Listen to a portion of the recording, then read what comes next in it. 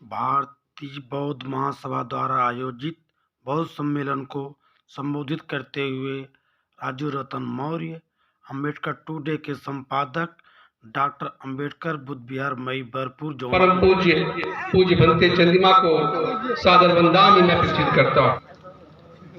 और यहाँ उपस्थित जितने भी हमारे महानुभाव की समय बहुत कम है, बौद्ध धर्म का कार्यक्रम सभी को मैं नमो बुद्धाय कहता हूँ, अपने सभी भिक्षु संघ को वंदना कहता हूँ।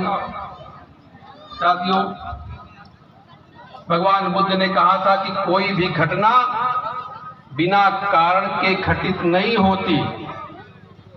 भारतीय बौद्ध महासभा पूरे देश में, पूरे प्रदेश में बौद्ध धर्म दीक्षा का कार्यक्रम करवाते ही रहते हैं। ये लोग भारतीय बौद्ध महासभा के लिए बहुत साधारण सी बात है।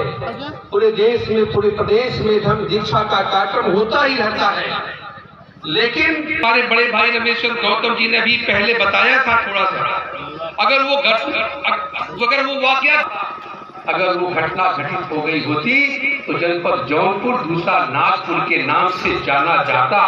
अगर वो घटना घटित हो गई होती तो आज जनपद जौनपुर एक पवित्र बौद्ध धर्म का तीर्थ स्थल बन गया होता। लेकिन दुर्भाग्य से वो घटना घटित नहीं हो पाई। साथियों, हम ये कहना चाहते हैं, लेकिन उस वाकये की वजह से आज पिछले 11 वर्षों से बौद्ध महासभा के आह्वान पर प्रति माह दिसंबर में कड़कड़ाती ठंड में हम सब लोग गर्मजोशी के साथ इकट्ठा होकर के धर्म दीक्षा कार्यक्रम करने लगे। जो ये कारवा लाया हूँ, ये बेहद मुसीबतों और अत्यंत दुखों और बेशुमार विरोधियों का विषय यही रोकने पर किसी की दशा में से नीचे न जाए। साथियों, मुझे इस बात का बड़ा गुमान होता है, मैं बहुत इतराता हूँ यह कहकर के दुनिया भर के लोगों से कि बाबा साहब डॉक्टर अम्बेडकर के कारवा को आगे बढ़ाने में जनपद जौनपुर के लोग हमेशा अग्रणी रहा है। इसी क्रम में मड़ियाहू से विधायक चुने गए थे द्वारिका प्रसाद मौर्य, पहली विधानसभा में जो मंत्री भी रहे। ये बाबा साहब डॉक्टर अम्बेडकर के धर्म दीक्षा कार्यक्रम की धरती पर आए थे जाने के लिए।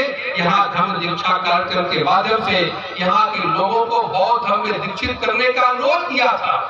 बाबा साहब डॉक्टर अम्बेडकर ने उनके अनुरोध को मान करके, जैसा कि हमारे बड़े भाई ने बताया अभी, बाबा साहब डॉक्टर अम्बेडकर ने उनके अनुरोध को मान करके 20 से 25 दिसंबर के बीच में कहा था कि आप कोई डेट निश्चित कर लीजिएगा, हम जौनपुर की धरती पर आकर के जौनपुर के लोगों को बौद्ध धर्म में दीक्षित करेंगे।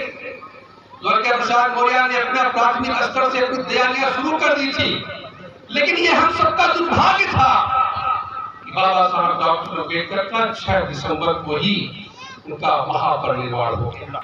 लेकिन हम आप ये कहना चाहते हैं कि वो महान घटना, वो महान उपलब्धि जनपद जौनपुर के लोगों को नहीं मिल पाई। लेकिन हम आभारी हैं पूज्य भंते चंद्रिमा जी के, जिनकी पहल पर और मेरे पिताजी पारसनाथ मौर्य और हमारे बड़े भाई मानी रमेश गौतम जी, इन लोगों के प्राथमिक पहल से पूज्य भंते चंद्रिमा जी के आह्वान पर भारतीय बौद्ध महासभा के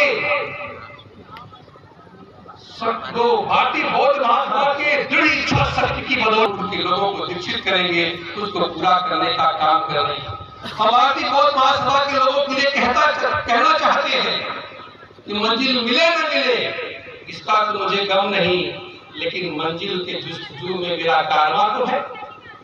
आप लगे तो हैं, हमारे यहाँ लोगों को आप दीक्षित कराने के लिए पहल तो कर रहे हैं। भारतीय बौद्ध महासभा यही कारण है कि बाबा साहब